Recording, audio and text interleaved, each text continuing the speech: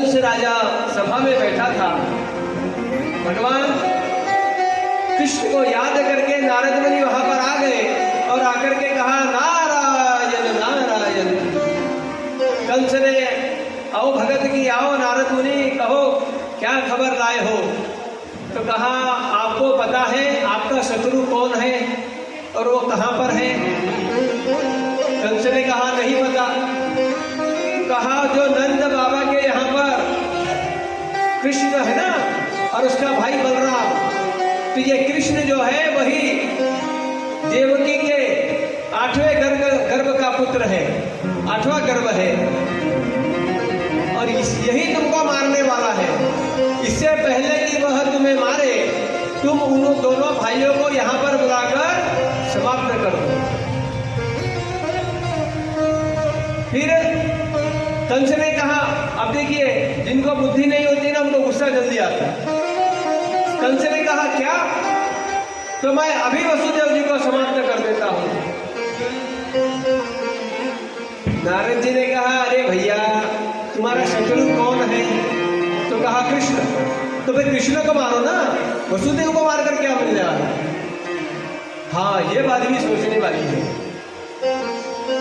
ये बात बता दी और कहते हैं, भाई देखो मेरा काम था बताना, मैंने बता दिया, अब आगे तुम जानो और तुम्हारा काम। मैं तो चला। नारायण नारायण।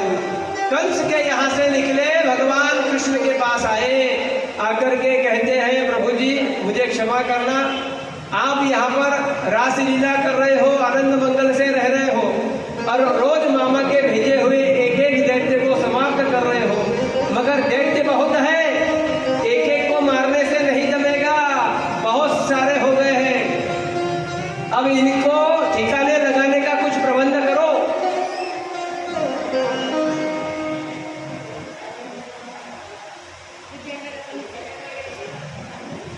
पहले के जमाने में जैसा सतयुग था, द्वापर युग था, त्रेता युग था, जब भी मनुष्य देवता और दानव रहते थे, बराबर। सतयुग में भी देवता और दैत्यों की लड़ाई होती थी सत्ता के लिए। फिर आया द्वापर, त्रेता युग में भी वही हुआ। द्वापर युग आया, द्वापर युग में भी भगवान ने अनेक दैत्यों का संहार किया, और आया अब कलयुग। तो यहां पर भी देखो भैया होता है,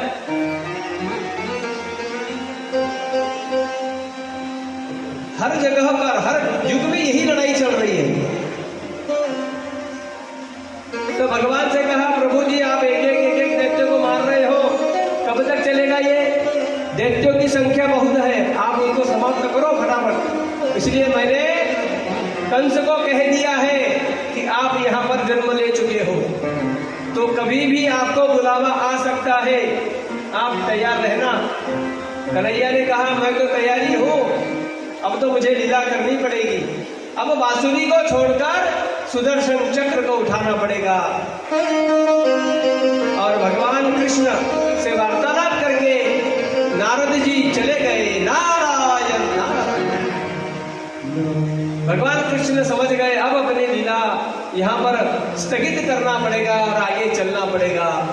इन्होंने तो मन पक्का कर लिया। अगले दिन क्या हुआ, कंस ने अक्रूर जी को बुलाया, आपातकालीन मीटिंग बुलाई और कहा अक्रूर जी से, अक्रूर जी देखो, अच्छा देखिए, कोई भी जो जिसके मन में दोष होता है, पाप होता है, वो डायरेक्ट बोलकर दिखाता है क्या कि भाई मेरा नियोजन ऐसा ऐसा है, मैं इसको बुला करके मरवाना चाहता हूँ? ये कभी नहीं कहा। कंस ने भी वैसा ही किया। कंस ने क्या किया, बुलाया अक्रूर जी को, कहा कि देखो हमने नंद बाबा के दो छोरों का बहुत नाम सुना है, एक है कृष्ण एक बलराम, तो उन दोनों को तुम जाकर लेकर आओ। और देखो यहाँ पर हमने यज्ञ का आयोजन किया है, तो बालक आएंगे, यज्ञ भी देख लेंगे, नगर घूम लेंगे, और मैंने सुना है कि वो दोनों के दोनों बहुत बहादुर हैं, तो थोड़ा सा अपनी शक्ति का प्रदर्शन भी यहाँ पर कर देंगे। और अगर वो अपनी शक्ति का प्रदर्शन बताने में यशस्वी हो गए तो हमारे राज्य की तरफ से हम उनको पुरस्कार देंगे। अक्रूर जी ने मन में जान लिया कि अरे दुष्ट, तू कृष्ण को क्यों बुलाना चाहता है, मैं जानता हूँ। तू उन बालकों को बुलाकर उनकी हत्या करना चाहता है, मगर तू अपने इस षड्यंत्र में कभी सफल नहीं होगा। और अक्रूर जी सुबह प्रातः काल उठकर स्नान किया, पीला पीतांबर पहना और अपने रथ पे बैठ करके वृंदावन की ओर आने लगे। वृंदावन के लिए आने का समय आधे से 1 घंटा लगता है। रथ में अगर आते हैं घोड़े लगाकर तो आधे से पौन घंटे में पहुंच जाते हैं, मगर रथ खुद चला रहे हैं, विचार कर रहे हैं कि मैं भगवान कृष्ण कैसा होगा, वो बालकों का क्या करेंगे, ये भगवान इनका सामना कर पाएंगे कि नहीं। ऐसा विचार करते करते कई बार रथ रुक गया, कई बार चलाते आए। उनको निकले थे, सवेरे थे, सुबह के समय निकले थे मथुरा से, मगर वृंदावन आते आते उनको संध्या हो गई। रथ आकर नंद बाबा के द्वार पर रुक गया, उतर कर आए। नंद बाबा को देखा, नंद बाबा ने आओ भगत की, आओ अक्रूर जी आओ, आइए आइए आइए। एक दूसरे को प्रणाम किया। फिर पूछा अक्रूर जी ने, हमारे भतीजे कहाँ पर हैं? तो कहा कि गौशाला में है, चलो। गौशाला में लेकर के गए तो भगवान कृष्ण और बलराम गौ माता की सेवा कर रहे थे। दौड़ करके आए, अक्रूर जी को वंदन किया। अक्रूर जी ने दोनों को गले लगाया।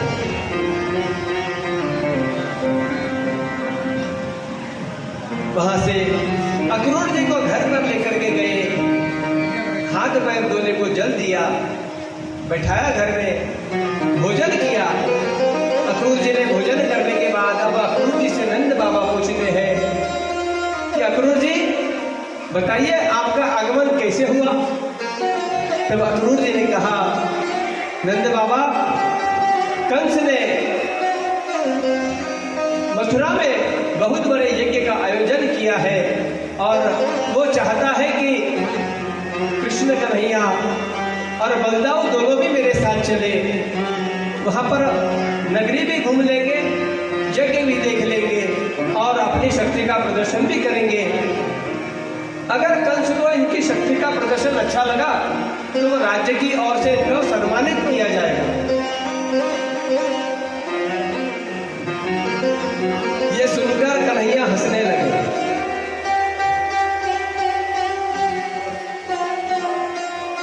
कहा, दाऊ हमें चलना है कल?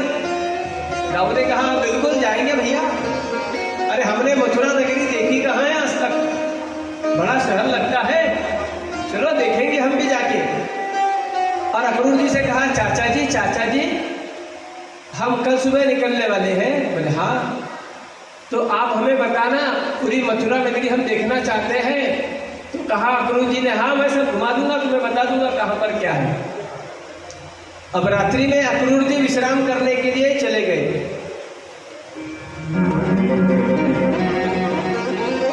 देवर्षि रूप संगम्य भागवत प्रवरोरप कृष्णमक्लिष्टं कर्माणं रहस्य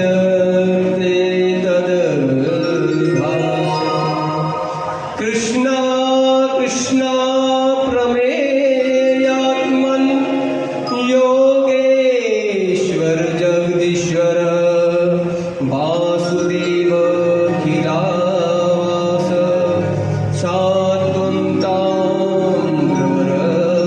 प्रभो।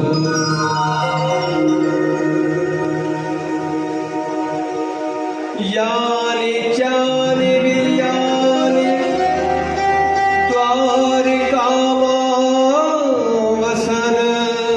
भवान् कर्ता दृश्यक्ष्मयं तानि ज्ञानी कविर्भिर्भुवि।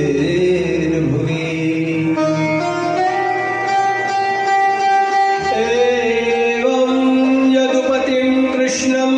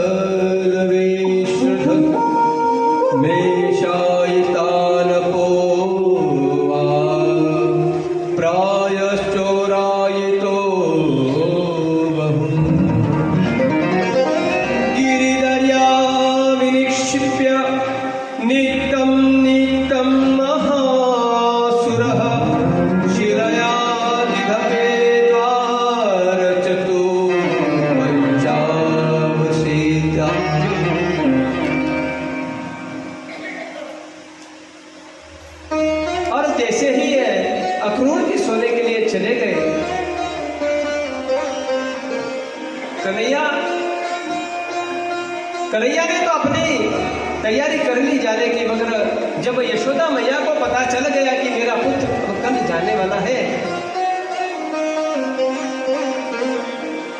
माता के आंखों में अश्रु बहना शुरू हो गए। यशोदा मैया कभी कन्हैया को अपने से दूर नहीं रखती थी। कन्हैया अगर वन में जाता तो उसकी छवि को निहार कर मन में कृष्ण कृष्ण कहती रहती। यशोदा मैया ने विचार किया, मेरा कन्हैया 2 दिन के लिए जा रहा है, मैं 2 दिन कैसे रहूंगी। कन्हैया को बुलाया, भोजन कराया आज अपने हाथों से। कन्हैया बैठ करके भोजन कर रहे हैं। माँ को कहा, माँ आपके आंखों में अश्रु क्यों है। तो यशोदा ने कहा, कुछ नहीं लाला, तू कल जा रहा है ना, इसलिए मेरा मन नहीं लगेगा। कन्हैया ने कहा, माँ तुम रो क्यों रही हो, मैं कोई हमेशा के लिए थोड़े ही जा रहा हूं, मैं तो कल वापिस आ जाऊंगा 2 दिन बाद। कल जाऊंगा, परसों यज्ञ देखूंगा, नगरी घूमूंगा और अगले दिन वापिस आ जाऊंगा।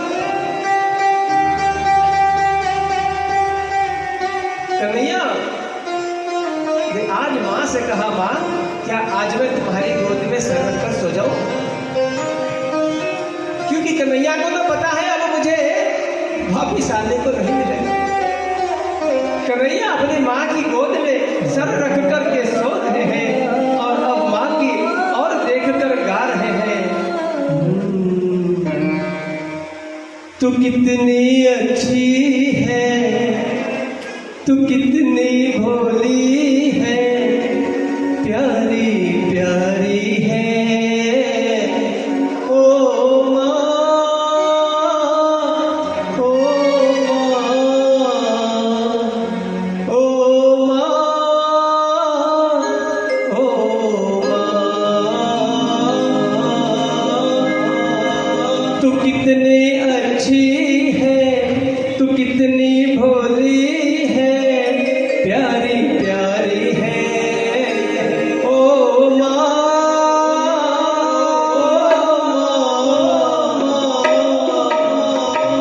ओ माँ,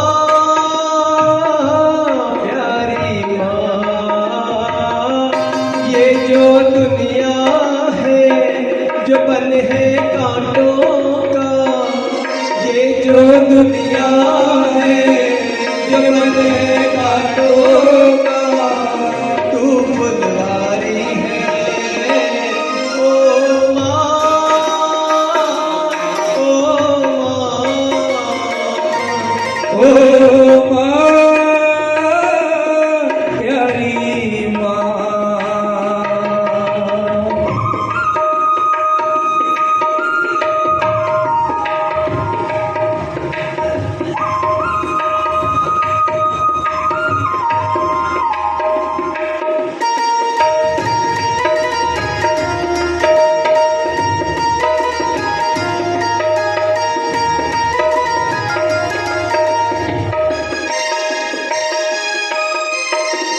दुख लागी है माँ तेरी अखियाँ, दुख लागी है माँ तेरी अखियाँ, मेरे लिए जागी है तू सारी सारी रतिया, मेरे लिए जागी है तू सारी सारी रतिया, मेरी निदिया पे अपनी निदिया भी हो, मेरी निदिया पे अपनी निदिया भी तूने वारी है ओ माँ,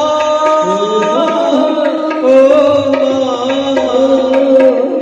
ओ माँ,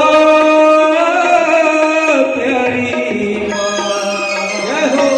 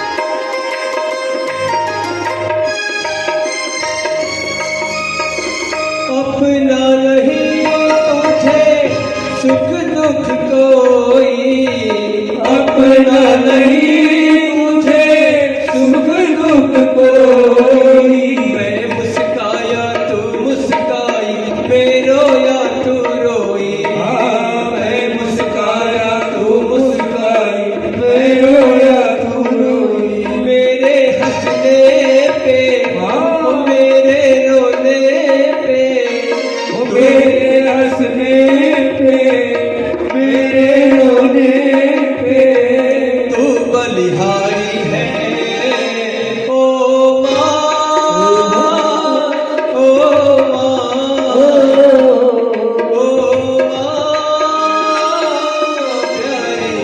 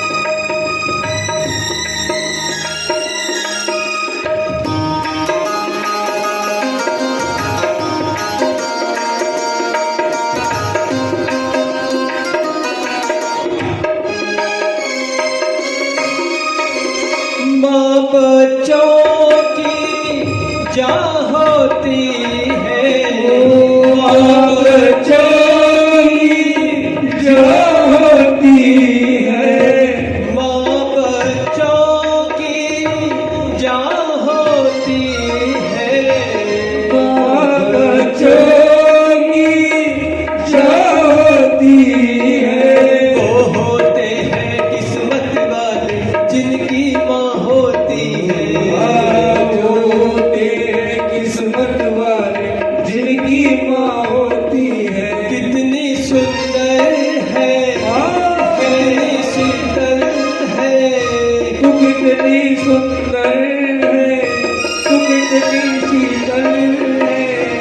नारी नारी है ओ माँ, ओ माँ,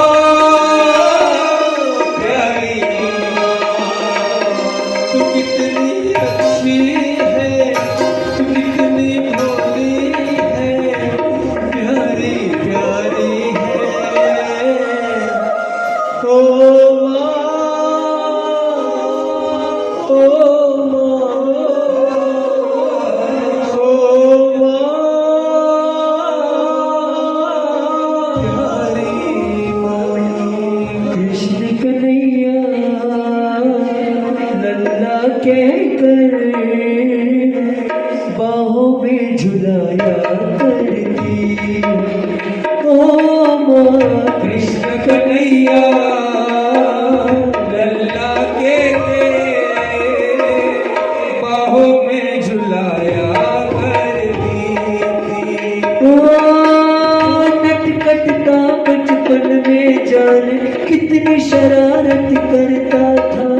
नटखट था बचपन में जाने कितनी शरारत करता था।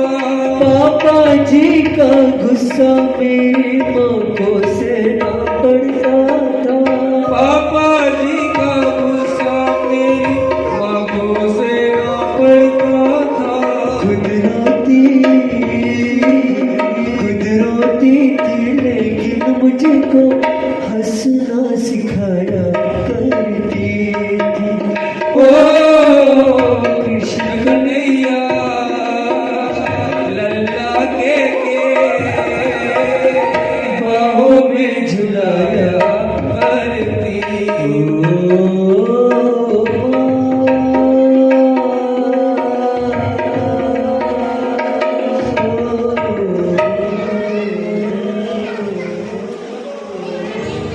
कन्हैया अपनी माँ की ओर देख रहे हैं, बात शुरू कर रहे हैं। सच कहो तो माँ होती है। आपकी सगी माँ की तरह प्रेम और कोई नहीं कर सकता।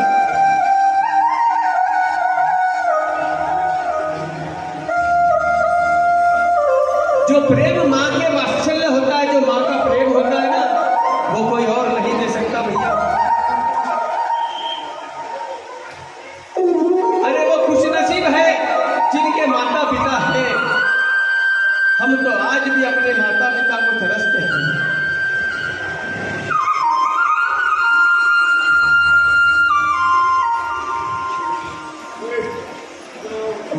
भले ही हमने हमारे पिता को 40 वर्षों से देखा है, माता को 40 वर्षों से देखा है, मगर आज भी ऐसा लगता है कि काश वो होते तो कितना आनंद आता। अरे माता पिता की छत्र छाया जिसके घर में है ना, वो घर नहीं है, वो स्वर्ग है, स्वर्ग।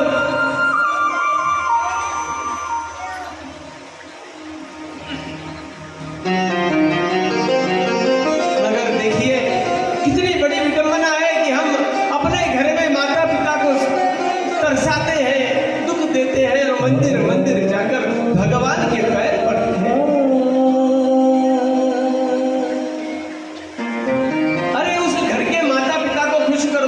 भगवान है, उनके चरणों में सारा चारों धाम बसे हैं, उनको खुश कर दो, तुम्हारी सारी खुशियां वापस लौट आएगी।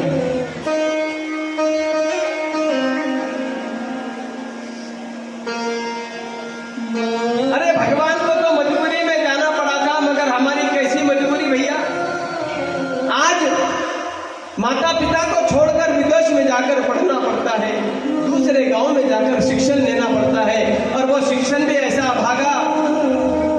पहले गुरुकुल हुआ करते थे तो गुरुकुल में सिखाते थे कि माता पिता क्या है।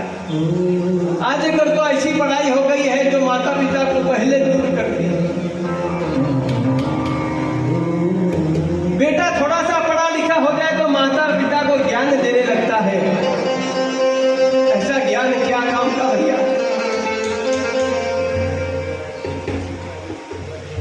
ठीक है तुम पढ़े लिखे हो, तुमने ज्यादा पढ़ाई की है, मगर क्या तुम पिता से बड़े हो गए, माता से बड़े हो गए? मगर आजकल तो पिता को माँ को ज्ञान दिया जाता है, कहते हैं तुम्हें क्या पता, तुम तो अनपढ़ हो, हमने पढ़ाई की, हमको पता क्या। और पढ़ लिख करके क्या सीखा, तो अपने मनपसंद लड़की से विवाह करते हैं और माता पिता को उस लड़की के कहने पर वृद्धाश्रम में छोड़कर आते हैं।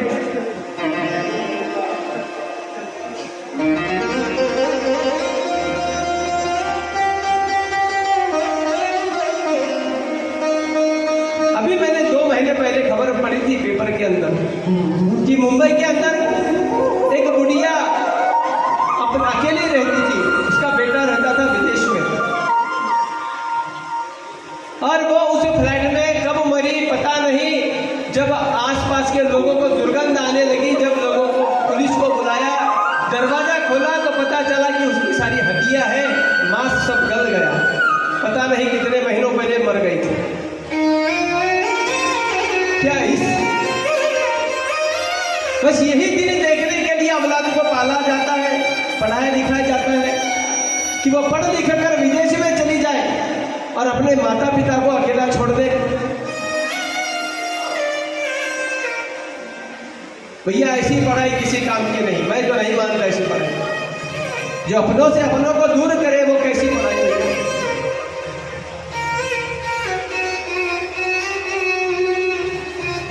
अरे अपनों के पास रहो, जितना मिले उसमें खुश रहो। ज्यादा पैसे कोई माँ बाप मांगते हैं क्या हमसे? माँ बाप को तो बस इतना चाहिए, अगर पुत्र सुबह आकर कह दे पिताजी आप कैसे हो, इसी में राजी है, इसी में राजी है। कोई धन नहीं चाहिए आपका, कुछ नहीं चाहिए उन्हें। एक बार जाकर के कह दो पिताजी आप कैसे हैं, आपने पानी पिया, चाय पी। माँ से कह दो माँ तुम इतना काम करती हो कभी थकती नहीं, तो देखना माँ को किसी गोली की जरूरत नहीं है। माँ ऐसे करो तराब हो जाएगी जैसे उसको एक ऊर्जा मिल गई हो। बस पुत्र इतना कह दे माँ तुम कितना काम करती, थोड़ा आराम किया करो।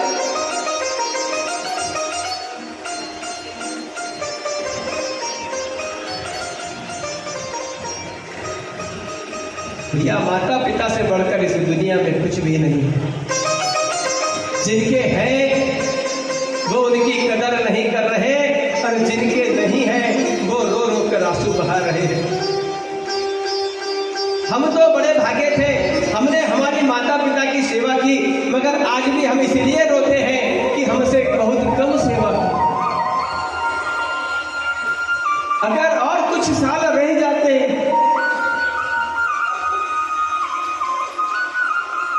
तो हम अपने शरीर का श्रमदान करके उनकी सेवा करते तो इस जीवन को उद्धार कर लेते। अरे परम पिता परमेश्वर माता पिता में है, कहां मंदिर मंदिर खोजोगे उनको? पत्थर की मूर्तियों को तो खूब खुश किया और मां को आकर के एक बार भी नहीं पूछा तो क्या भैया क्या जीवन है तुम्हारा?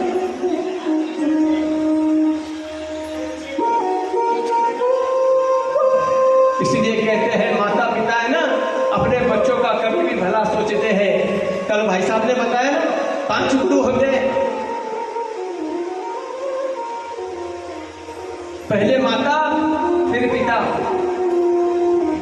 सच कहा उन्होंने कल, भाई साहब वृंदावन में गए कथा सीखने के लिए, मगर मैं भाई साहब के साथ जा जाकर के कथा को श्रवण करता। एक दिन पिताजी ने बुला करके कहा, बेटा इधर बैठ, तू जम्मा जागरण करता है ना? हाँ पिताजी। कथा बोलता है? बस वैसे ही कथा है ये बालाजी की कर। मैंने मन पे नहीं लिया, मैंने ले जाकर रख दी। 4 दिन बाद फिर पिताजी ने बुलाया, बेटा कहां तक आई कथा? मुझे इतना पता था 3 दिन की कथा है। मैंने कहा 1 दिन की हो गई। फिर 2 दिन बाद बुलाया, कहां तक आए? मैंने कहा 2 दिन की हो गई। फिर बुलाया 2 दिन के बाद, अब बैठ, बता कैसे करें, क्या लिखा है? अब मैंने पढ़ा ही नहीं तो क्या बताऊं। बैठ गया किताब लेके, मैंने फिर कहा कि मैं क्षमा चाहता हूं, मैंने झूठ बोला आपसे, मैंने नहीं किया। तो कहा कि बेटा ये तेरे भविष्य के लिए बता रहा हूं, तेरे अच्छे के लिए बता रहा हूं। ये तू कथा करेगा ना, आज बालाजी कथा कर, जब इसकी आदत हो जाएगी फिर भागवत कथा कर लेना, तेरा जीवन सुधर जाएगा। अरे लोगों को सुनाना, मगर तू जब पढ़ेगा तो तेरा भी तो जीवन सुधरेगा ना। ये मेरे पिता की दूरदृष्टि। और कहते हैं पिता ही गुरु है। मैंने मेरे गुरु के आदेश को सुनकर इस भागवत कथा को प्रारंभ किया। पहले बालाजी की कथा की, 18 कथाएं की है मैंने बालाजी की, और उसके बाद मुझे कृष्ण की प्रेरणा हुई और मैंने भागवत कथा का अध्ययन स्वयं किया।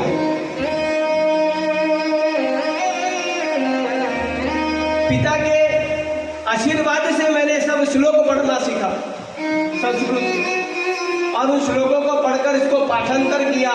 और एक दिन जब मेरे मन में थी कि अभी भागवत कौन कराएगा, तब हमारे श्याम सुंदर जी गौड़ जो महिको कॉलोनी में रहते हैं, उन्होंने कहा तुम्हारी पहली भागवत मैं कराऊं, क्या लोगे? बोला कुछ नहीं, आप भागवत में चढ़ा देना आपकी सुविधा से।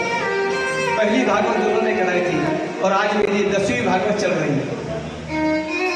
तो देखिए, कहने का तात्पर्य यह है कि माता पिता कभी अपने पुत्र का बुरा नहीं सोचते, कभी भी उसके आगे की सोच करके बताते हैं।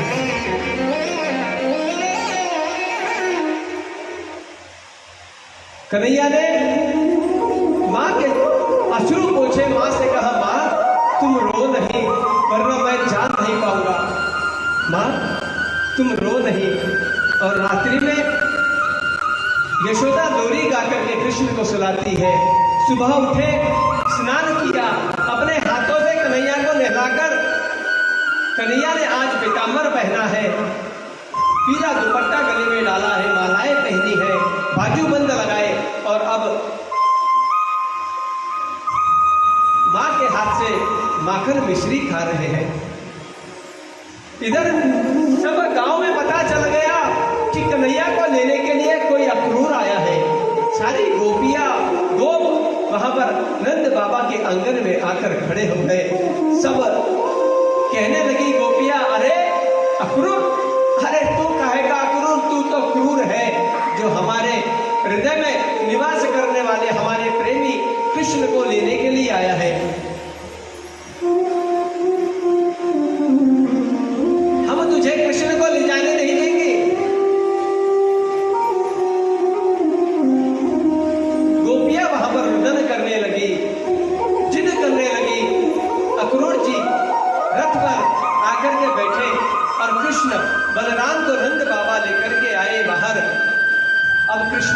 गोपियों से कहते हैं, गोपियों अरे मैं 2 दिन के लिए जा रहा हूं, फिर लौट करके आ जाऊंगा।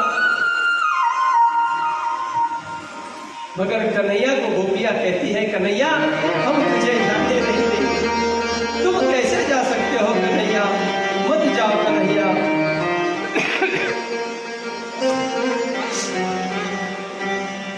जब कन्हैया ने समझाया और रथ पर जाकर बैठ गए, अब रथ चलने वाला, उतने में वहां पर कुछ गोपियां जाकर रथ के सामने सो गई।